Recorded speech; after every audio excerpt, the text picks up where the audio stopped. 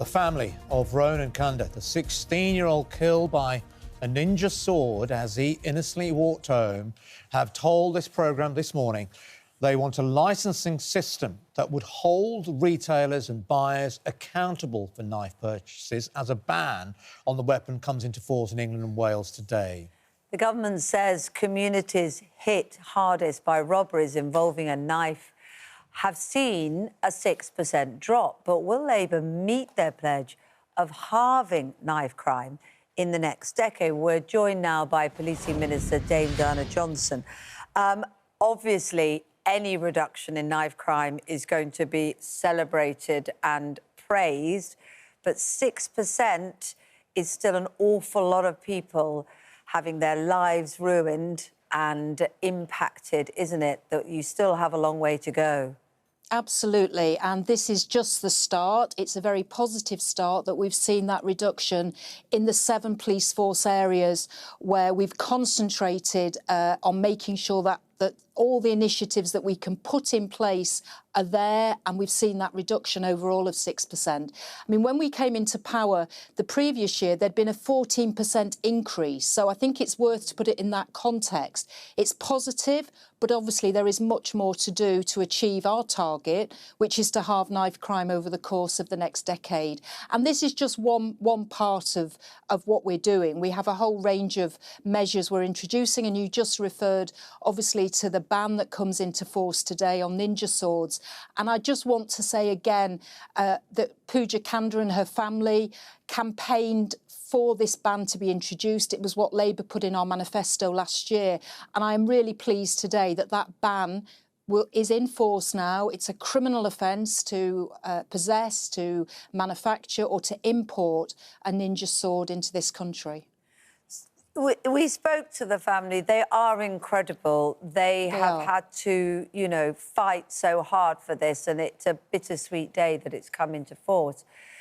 But, of course, it's still so many other weapons, they told us, that are horrifically dangerous, that this doesn't cover, and also potentially doesn't address the problems of why people feel the need to pick up a weapon like that and do harm anyway. Yes, and that's a really important point about the prevention part of this, stopping particularly young people getting involved with knife crime.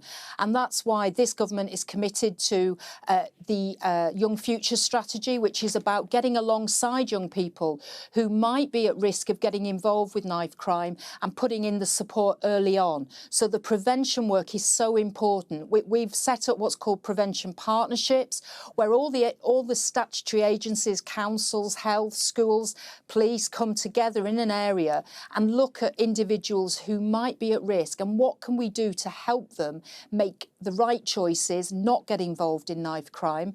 And of course, we've got the Coalition for Tackling Knife Crime set up. The Prime Minister set that up last year. That's families who've been affected by knife crime. Pooja's a member of that coalition. Many others, many campaigners in this area to help work with the government to see what we can do, that prevention work, the early intervention work that needs to happen, alongside strong laws to make sure that we do hold those accountable. If they get involved in knife crime, if they possess a ninja sword from today, there are consequences. The criminal law will be brought to bear on those individuals. One thing that Nikita Kanda, the sister of Ronan, was calling for this morning on Good Morning Britain was a licensing system for retailers and buyers. I mean, when you think about it, I think it's almost quite obvious, isn't it? We should know, and buyers should be sort of licensed to bring in these weapons that can kill people, that bring into their stores, that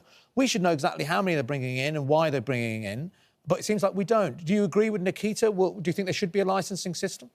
Well, again, I want to pay tribute to Nikita because she has also been a very powerful advocate for making sure we bring measures in to protect young people in particular from knife crime.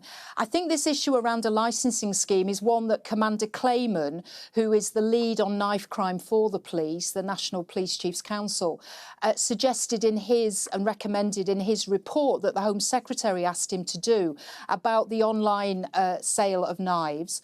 We are looking at this, and I think there is a very strong argument that people who sell knives, we need to make sure that they are fit and proper people to be selling knives in the first place, and that there is a registration scheme. So we are certainly looking at that. That's under active consideration.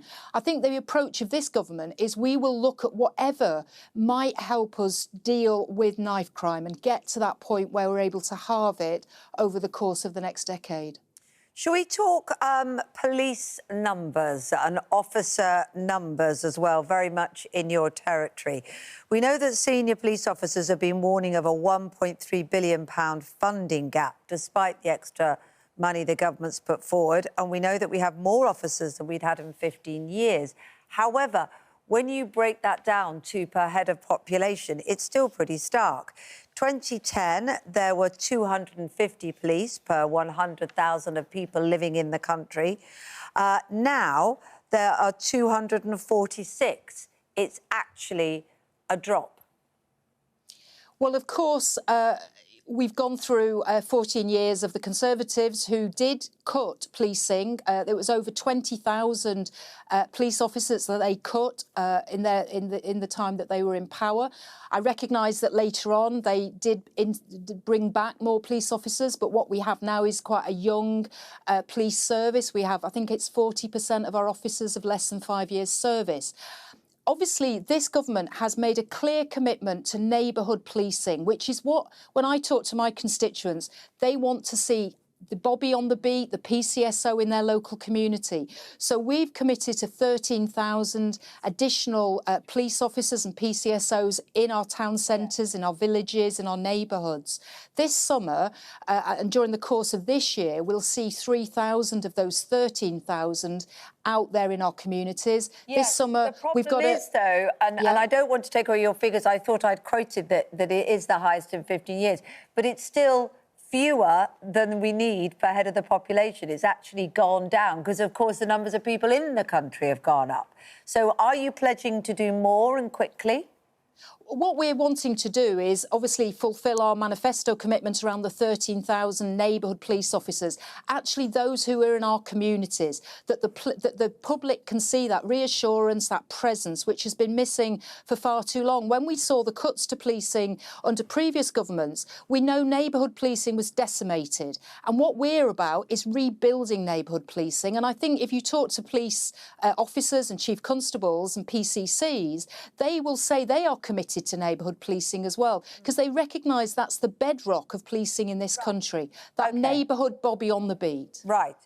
There's been the first ever nationwide survey of what officers feel about their uniforms. And it's quite extraordinary. You'd think it was a small thing, but 56% of the respondents to this had very negative views of the uniform, talking about actual serious discomfort and even pain in certain areas. I probably shouldn't mention where they are at this time in the morning. Uncomfortable and constriction. Were you aware that the uniform wasn't fit for purpose? Well, you won't be surprised to know that I've had conversations with frontline police officers about their uniform and about trousers in particular. That's an issue that's been raised with me. We know, particularly for women police officers, often trousers that are kind of unisex don't fit properly. We know that some of the body-worn items that police officers have to wear to protect themselves, they're not always as well designed as they need to be, particularly for women officers. So I'm fully aware that there are some real challenges about uniforms, and it seems to me that we should be able to get this right. We should be able to ensure that our officers have uniforms that fit, that are comfortable and that are fit for purpose. So I fully recognise what you say. And this, I think, turns to what we're trying to do around police reform, because at the moment we've got 43 police forces all have different ways of buying uniforms and also other things like vehicles, cars. We think we could do that better together and actually cheaper, and actually make sure that, particularly on uniforms, that they are ones that fit the police officers who put themselves in danger's way every day, that their uniforms are actually fit for purpose. Yeah, it seems like a small thing to ask, doesn't it? It does. Good to speak to you this morning. Thank you.